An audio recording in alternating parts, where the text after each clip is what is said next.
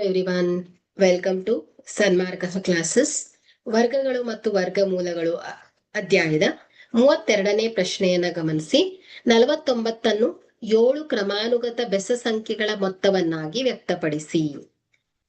So ಇಲ್ಲಿ ಗಣಿತದ ನಿಯಮ ಪ್ರಕಾರ ಹೋದ್ರೆ, ಸೊ ಇಲ್ಲಿ ಮೊದಲ n ಕ್ರಮಾನುಗತ ಬೆಸ ಸಂಖ್ಯೆಗಳ ಮೊತ್ತವನ್ನ ನಾವಾಗ್ಲೂ n² ಆಗಿರುತ್ತೆ ಅಲ್ವಾ. ಸೊ ಹಾಗಾದ್ರೆ ಇಲ್ಲಿ n 7 ಆಗಿದ್ರೆ, ಸೊ ಇಲ್ಲಿ n² ಏನಾಗತ್ತೆ ಹೇಳಿ, 7ರ ಘಾತ 2 49 ಅಲ್ವಾ.